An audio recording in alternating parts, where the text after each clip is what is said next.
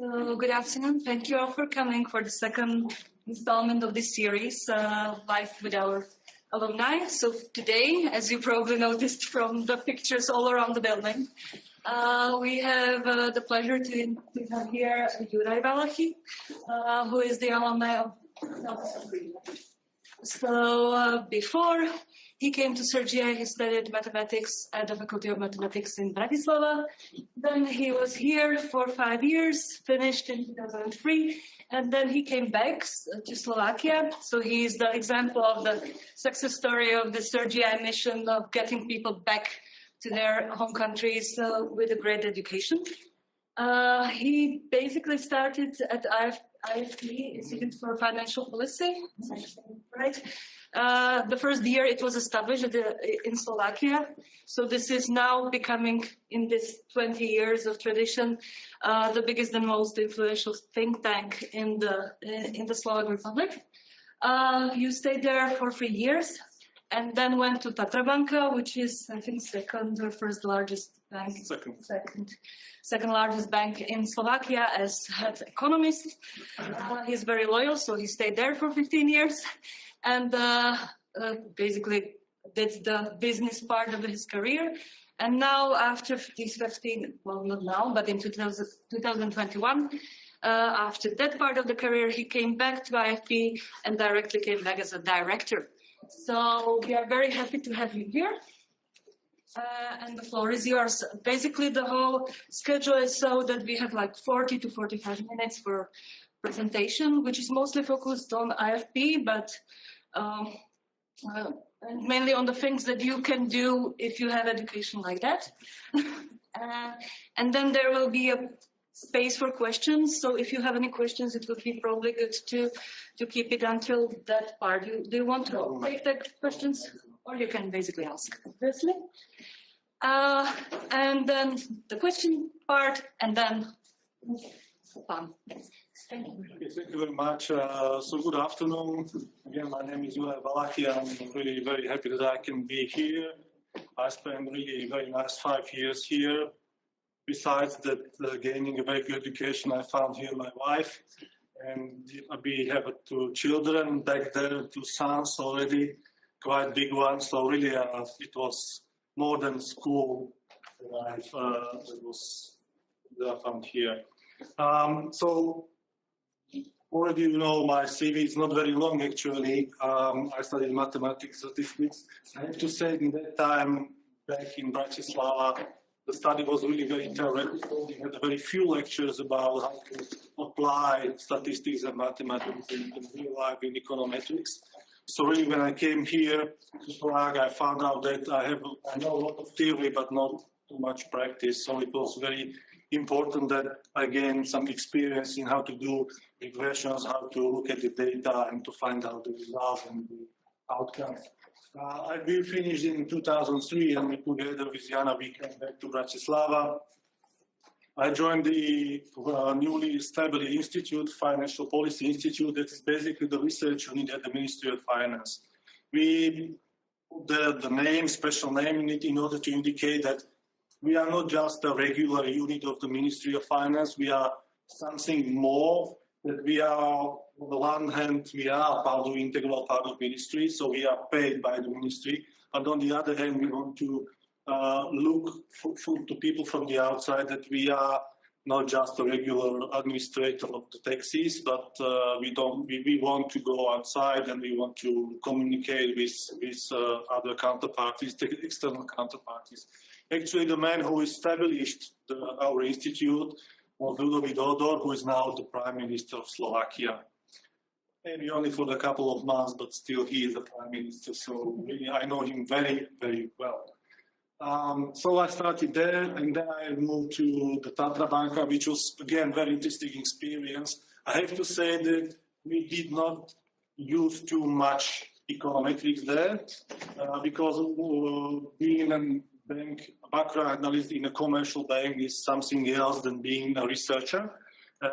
It was very important, very good for me to be there because I and my colleagues were able to really communicate with the board members of the commercial bank and we get some kind of feelings how they think, how they decide on the everyday agenda. So it was really very interesting. And then I joined the institute as a director. So I'm there for 2 years. So today I will tell you something about our institute and more about, and also what we do and how you can apply your knowledge in our institute or what we are doing. I will show you the examples of analysis that we do. The first block is for me very interesting. This is we are trying to real-time tracking what's going on in the economy because it's very important. And data that we are getting from the statistical office are very late and not in big detail. Then we are doing also a policy analysis that is more that kind of work, that sort of academic work that you are used to. Then I will tell you about our treasure release. We call it a super database. It's a generic name, but you will see what's behind. And it's really an extremely unique thing that we have. We are sitting on the treasure, on this really treasure, but we need some help how to get something from this treasure from you. And I will talk also about the limitation of data that we have, because it's not only to do interesting research and to write a nice paper about it, but in order to bring it to life, so the Ministry of Labor will be able to deliver some kind of subsidy for a certain people. There are certain obstacles. So really the universe of research is different from the universe of actual everyday life in a public sphere. And I will not forget about the hiring that we are doing. My wife said that this is me a couple of years ago, but this is not the case today. So our institute, the International Monetary Fund, has a theory about how the institute in Ministry of Finance should look like. They have two quite a big papers on that. The first one is called Macro-Fiscal Unit and the Tax Policy Unit. Basically, Tax Policy Unit should do the forecast of tax revenues, the analysis of tax revenues, and should do also the legislation. And the macro-fiscal unit should combine the macroeconomic development and the fiscal development and in together. We are one of the oldest economic think tanks. The think tank is maybe too much. Little bit higher description what we are. We are doing also the everyday work. We are doing forecasts and so on, and then we have some part that what I call where we research as you are doing here. So it's a combination of research department and think tank. And then, as I said, we have to look at the forecast of the tax revenue, and they are very important because if you made maybe 1% error, which is from the regression, you know that it's not that much. Then we are talking about the millions and millions of crowns, euros, or whatever.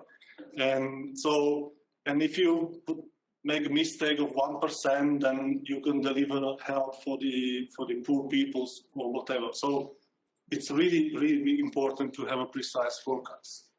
And what is also important that our institute served as a role model for other analytical institutes at the Slovak government. So we have a kind of twin institute in the Ministry of Labor, of Economy, Culture, and so on and so on. And we are able to cooperate. So our mission is defined that we want to provide analysis and forecasts for the well-informed decision in public policies. It's very important. Many people think that they come to our institute and propose something, some kind of reform, and they are somehow sad when the politicians do not accept it. This is not the way how the real-life policy making is working. What we can do, and this is our job, is to provide them all necessary detailed analysis best practices in other countries, and so on. And they have final decision, they have final word on this. Sometimes they say, okay, I take your proposal. Sometimes they say, no, I have a different perception, what is right and what is wrong, and they take a different decision. That's the reality, and we have to somehow live with it. The question is only what's the ratio between these two decisions, and it varies between politicians. Sometimes there are areas that say, I don't have any opinion on this topic. I take your opinion. Fine. Sometimes, they have a vision that they have to do something, and you can provide them with analysis and arguments, and they will not accept it.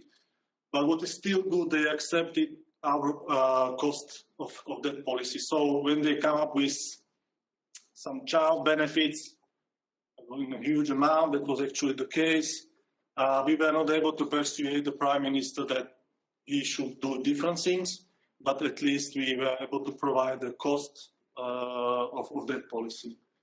So that's what is written. We are helping or provide well-informed decisions. So they are informed about the consequences and options and costs. So for us, it's the main important that our forecasts are reliable and transparent macroeconomic forecasts. For you, it sounds like obvious that forecasts are transparent and forecasts are reliable and everyone accepts it. But in real political life, you can be sure that in a country where it is not well established, that I come with a forecast of GDP 3.5%, and the politician says, I have a feeling that in Germany it's going quite well. I read articles in the last weekend, and I think it will be 4%. And this, you may say 3.54, okay, so it's good growth in general. We agree that it's a good growth, but this 3.5 and 4 can make, maybe it can be a difference of a couple of 100 million euro, and in that case he can spend more because that's what they like. So in that case we have to have mechanism that the forecast of macroeconomic development and tax development, it's not question of opinions of politicians. Their decision or their role is to distribute on decide how the money will be distributed, what are the policies, what are the priorities, and not the income side. If they want to change income sides, yes, they can increase taxes, whatever, but not alter our forecast. And I have to say, really honestly, after 2 years, there was not a single moment that any politicians would involve or persuade or push us to any different forecast than our own opinion. And that's what is really transparent and reliable. And also it's important that it's just one forecast for the whole ministries. So it's not possible that the Ministry of Culture will say, I think the growth of wages in private sector will be 10% and not 5% as you expect. No, everyone had to use the same forecast and it's ours. And also we are the main contact point for international organizations like European Union, Commission, OECD and IMF. So really we are of course in our matters that they are contact us and then we are cooperating with them. And also so data, I will show you now the couple of pictures just not to be just a boring text. Some of them are in Slovak, but I just want to illustrate, up there is English version. I just want to illustrate one thing. The first important thing that we need to know is what's the current state of the economy, what's going on there. If we would just rely on the data from statistical office, they are nice, they are doing their job as they can, the best they can, but on the other hand, they are very late. So now it's half May, then I will have data on industrial production from the March, a couple of weeks later.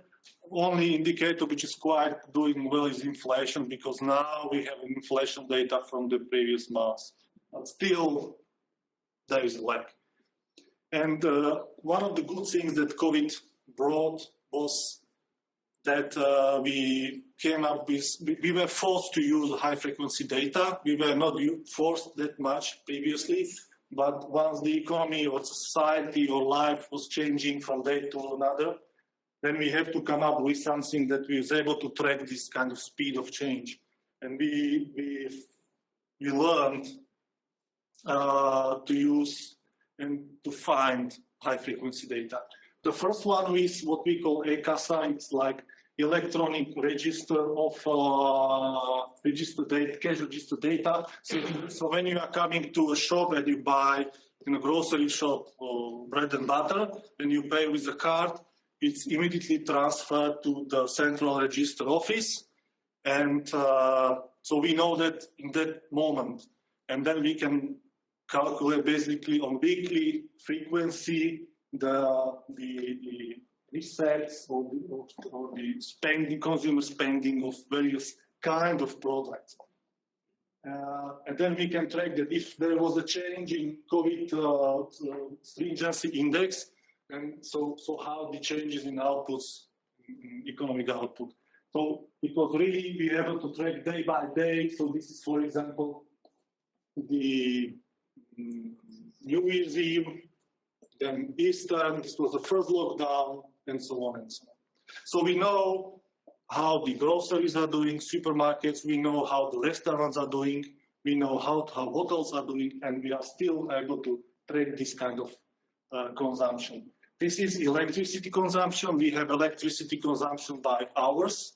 So we can again track the kind of, so this was COVID spike, this when the economy was closed. And here it is the switch off of some problem with energy in Europe. And this is a very good proxy for industrial production. So we basically, in COVID time, we were not interested in saving of electricity, but we were interested in linking electricity consumption to industrial production. That was our important indicator that we tracked. And then this is another example, the import of gas from Russia. So how they slowly switched off this import. Again, we have an hour or daily numbers, so we know exactly what's going on and what are the what we can expect in terms of energy save. Other examples, then we were tracking the refugees from Ukraine, in which district of Slovakia they are settled, how they influence the recepts with restaurants. We have really this kind of very, very detailed data.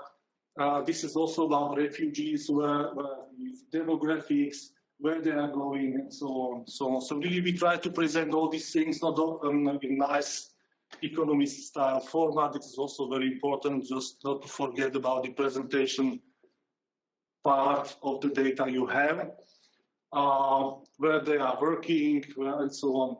And now I will switch to a completely different picture or completely different type of data, and this is what we call the super database.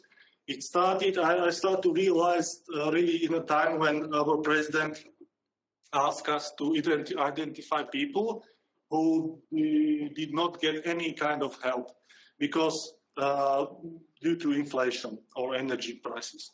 Because the governmental policy was, I won't say too much ideal, because the Ministry of Labor came with idea of providing money to certain group of people. Then the Ministry of Economy came to idea to give money to different kind of companies, firms, and so on.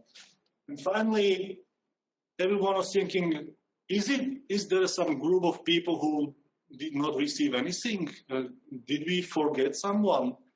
And then we come up, and this was the task, and where our super database came to power.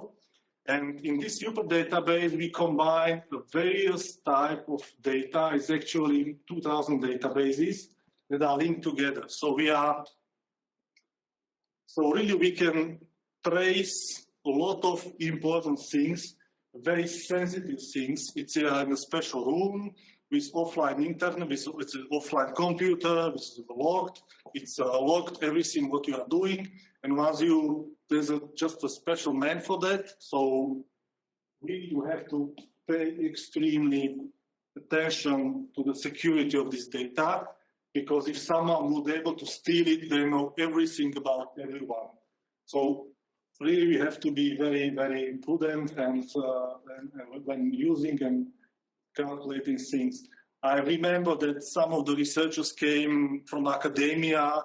Oh, give me the data, so I will not do anything. They said, oh, what are you doing? The problem? We are just complicating things and so on. But no, this is really real life data about income, social status, marital status, whatever you can find there. And basically, especially when you combine it together.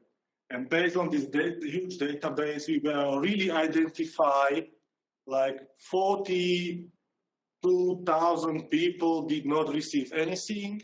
These people are made unemployed longer than something else. So really, we were able to identify these people who didn't receive the help. In on that identification, the government came with a proposal to help these people. So it's really very, very powerful. This is the list of the various data we have. I will not go through it because it's very detailed. We have data on income side. So for example, now we have a research on one of our researchers doing research on combining the income and maternity or something that's like this. So maybe you can play with it. What are the problems with this kind of data? As I pointed out, that they are very sensitive, especially when you combine. So, for example, Ministry of Labor has data on unemployment because they are processing the data, they are putting it together. They have labor offices across the country, so they have, but they do not have data on income. We have data on income. So basically, these are the isolated islands of databases in the country, but only in our institute they are combined together. But if you want to, once you combine this data and made some policy recommendations, it's very important to think on a step 2 that are you able to propose a policy that are deliverable by public institutions? Because if this office does not have data that I have, they are not able to do it. So basically, we have, or the other office have to send data to the office 1 in order that they can merge it like we are merging. So there are really 2 layers. First one is academic layer, and the second one is whether the public institutions like labor offices or social insurance company are able to do the same kind of analysis that we are doing in real life and to send them real money. So these are 2 things. And also, it's not able to collect this kind of data that the Institute from the Economy or CERGE-EI would like to have this data because the data are really, it has to be written in a Slovak law that, for example, this kind of sensitive data, they can provide to some third party. So, so regarding really sensitive databases, it's very complicated legislative process. And therefore, we are doing this kind of things for a couple of years, and we are so still, we don't have all kinds of databases that we would like to. But on the other hand, if we are the only owner of these databases, then we cannot, there would be probably more researchers who would like to do interesting research than now. And therefore, our new prime minister that I mentioned, who set up our institute, is now thinking about making one centralized hub that every researcher in the world, like you or from Slovakia or whatever, would have access to this kind of data, of course, under certain rules. And therefore, we can expect the explosion of research because once data are open and accessible to everyone, that is the case we would like to, and then we can see the really massive increase in interesting research and policy recommendations. So really, this is important topic. Still, I have to say that this database is very interesting, but we found that the data are not usually very correct. We found duplicate identifiers, so we have to spend a lot of time with cleaning of data. And if you are interested in these kind of things, that you are very warmly welcome in our institute. This is an example of research that we done based on this data. Again, this is in Slovak, but up there you know in English translation. This is the evaluation of the help during the COVID for the companies. So we have a very detailed company level data that we can show and compare whether the help the company received help to maintain employment, help to overcome the problem, and so on.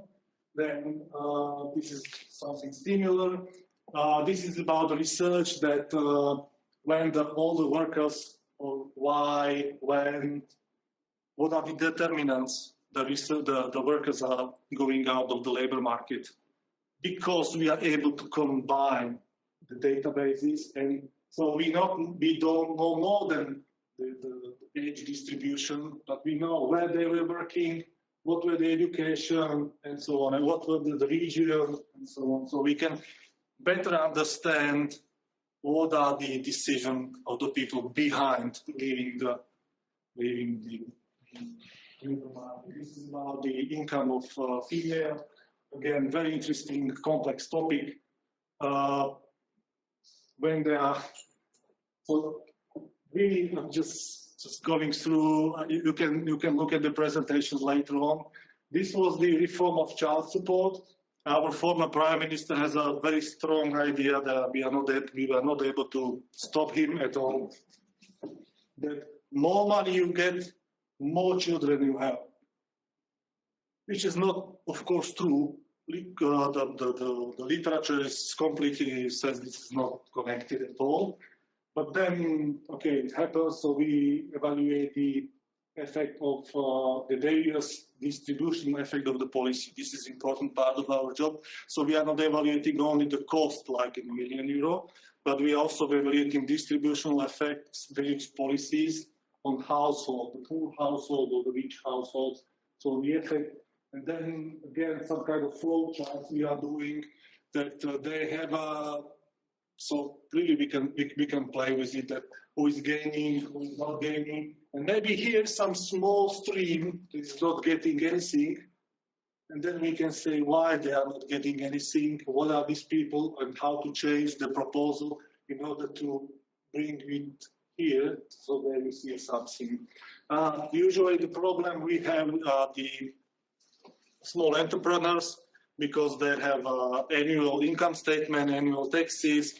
We are not able to evaluate their tax revenues on a monthly basis, so we are not able to send them immediately tax benefits and so on. So really, these kind of charts help us to understand what's going on. Another kind of analysis, the VAT tax, it was a discussion about the increasing, decreasing VAT tax, whether it will help tax revenues or it will just increase the prices, it will not increase the prices. Again, we can really, based on the tax administration data, we can really go very deeply and to do really interesting analysis.